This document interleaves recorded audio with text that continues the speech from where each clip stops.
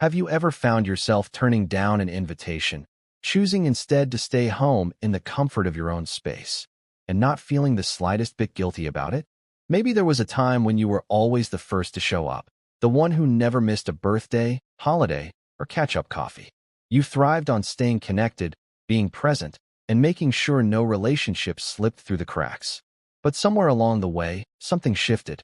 The idea of making the rounds no longer holds the same appeal it once did. Social gatherings feel more draining than uplifting, and the desire to engage in every conversation, attend every event, or check in with everyone just isn't there anymore. And here's the thing, that's perfectly okay. In fact, it might be one of the most important realizations you can have as you grow older, that your time, your energy, and your peace of mind are worth protecting. In this video, we're going to explore 6 honest, deeply relatable reasons why I, and maybe even you, don't go visiting as much anymore. And no, it's not because we've stopped caring. It's because we've started choosing more intentionally. This isn't about isolation or becoming antisocial. It's about maturing into a place where we can say, this is what I need, and that's enough. We'll talk about things like how your energy becomes a more limited resource, how protecting your mental and emotional peace becomes a non-negotiable, and why home, your space, starts to feel like the safest, most nourishing place to be. You'll also discover how friendships evolve and why the relationships that truly matter don't require constant visits to remain strong.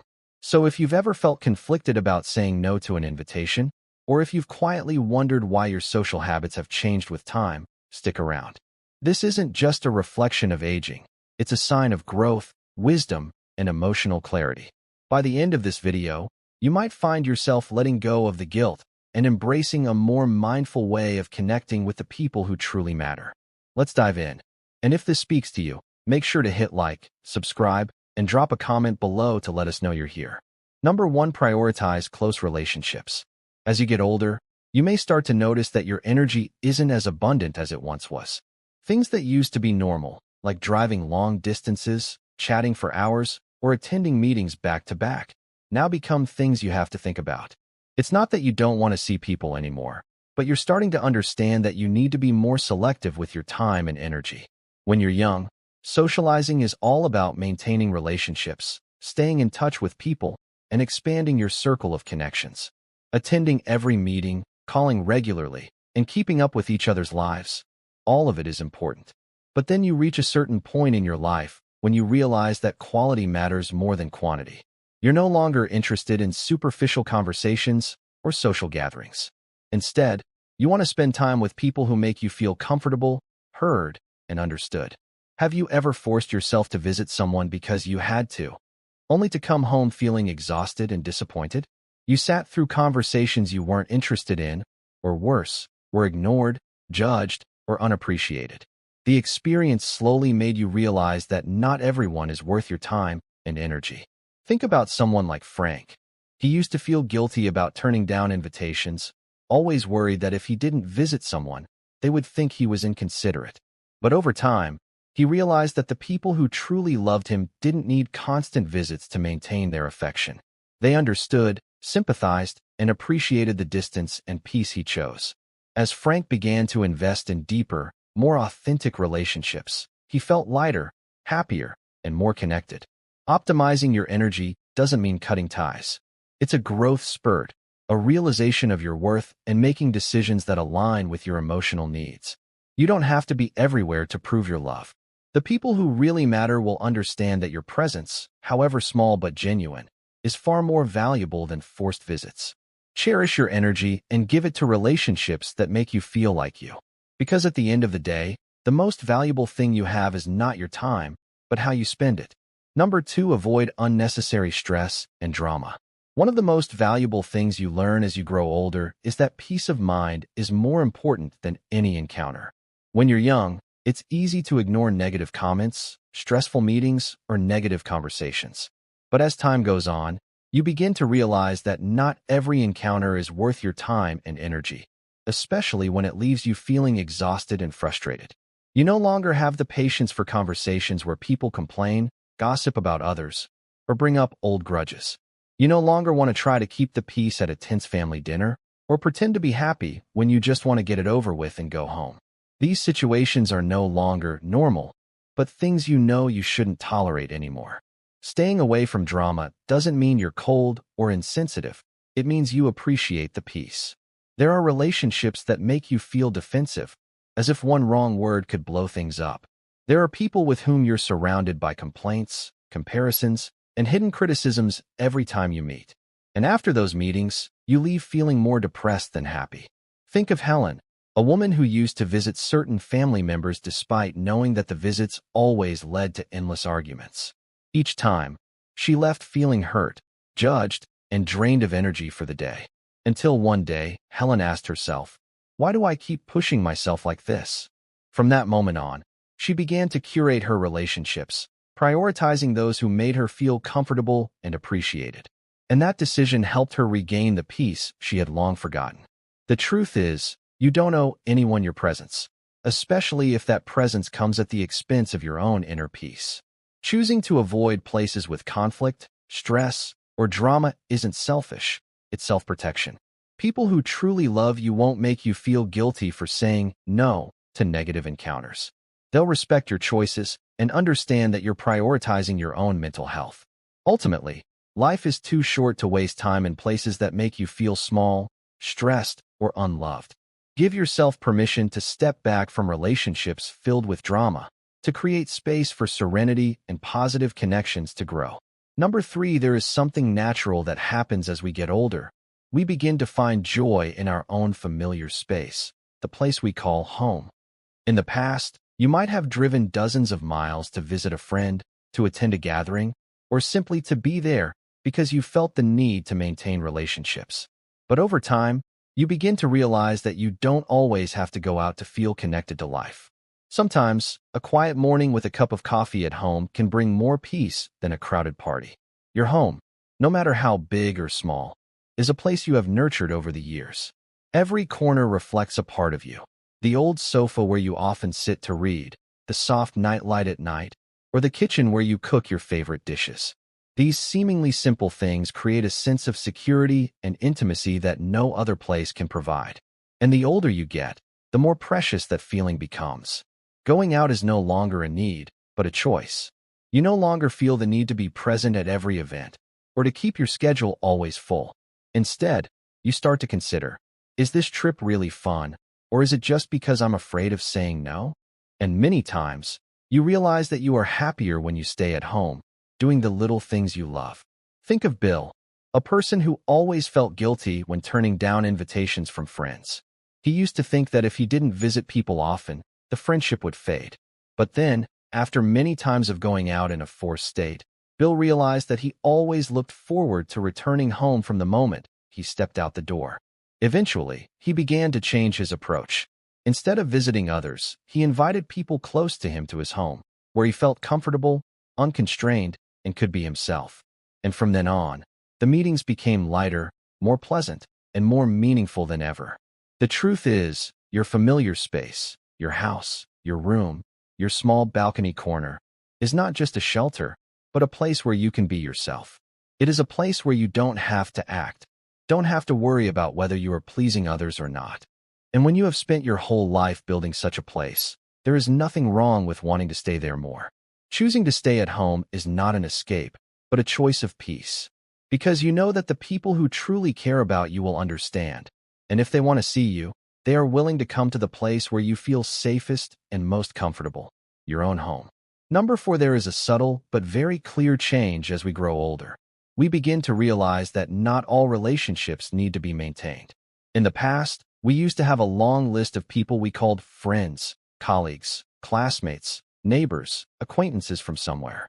Each person had a certain place in our social life, and we made an effort to stay in touch with them, attend meetings, call, text, visit, just to keep the connection intact. But then at some point, you stop and ask yourself, am I really happy in these relationships? The truth is, the number of friends does not define the quality of your life. A large social network may make you feel busy, but it does not always bring real attachment. Meanwhile, just a few people who understand you, appreciate you, and are there when you need them, can make you feel less alone. Think of Nancy, who used to try to stay in touch with everyone in her contacts. She was afraid that if she stopped checking in, those people would think she was cold and uncaring.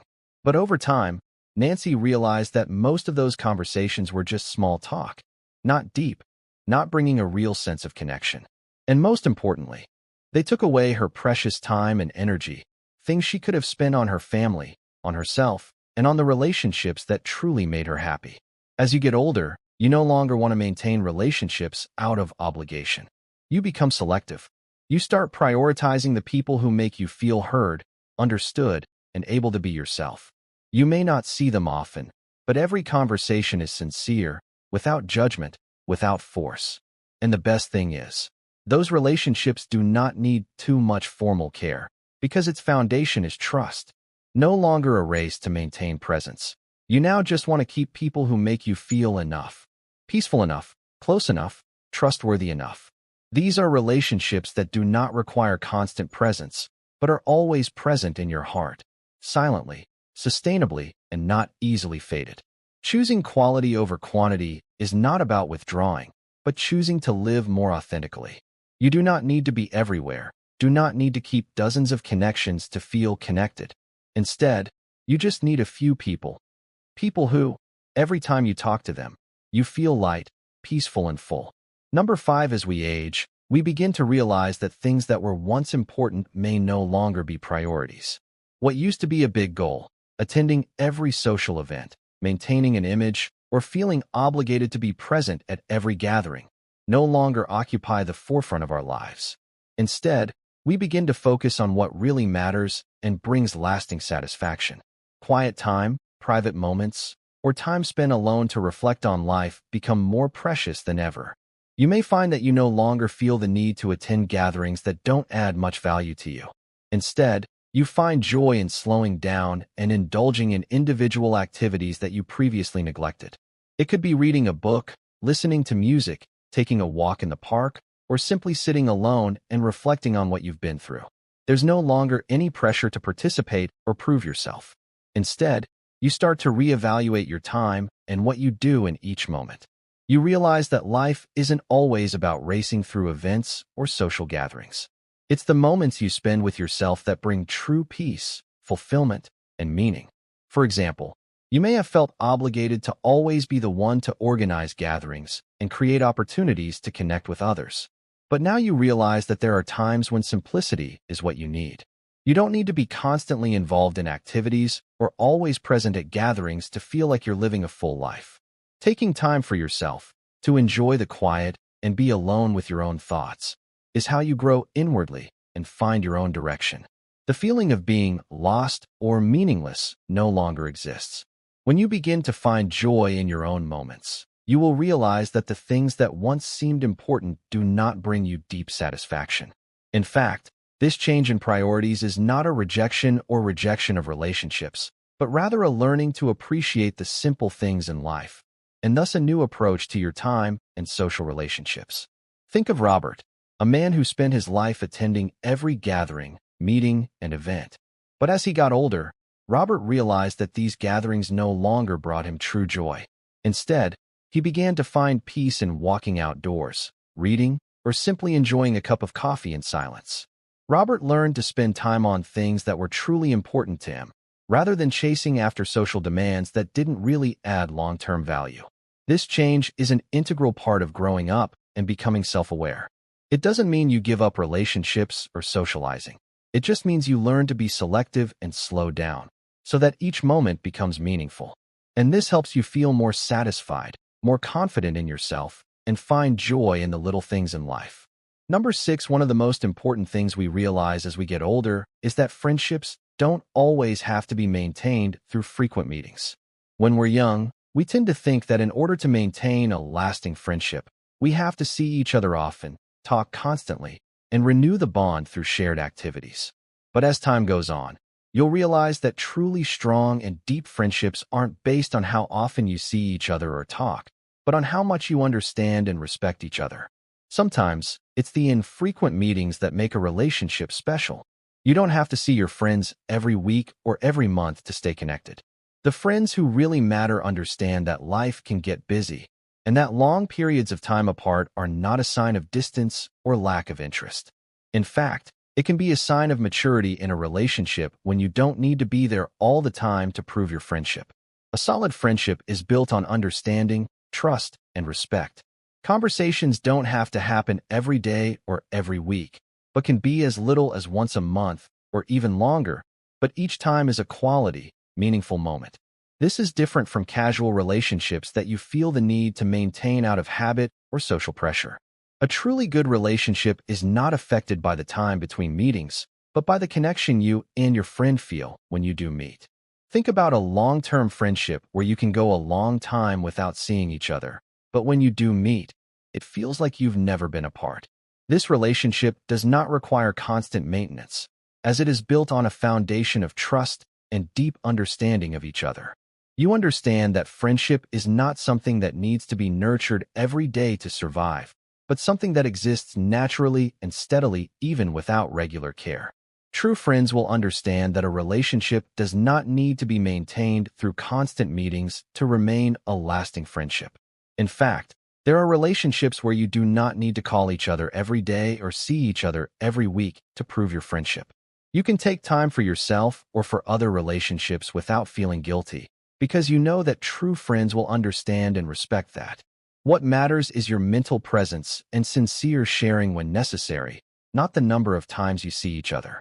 A text message of encouragement during a difficult time, a call to check in on important times, or a word of encouragement during important life moments can make your friendship stronger than ever.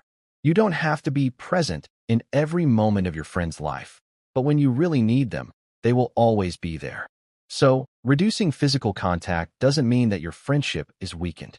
Sometimes, seeing each other less is the way to deepen these relationships, and true connection comes from the heart, not just the physical presence.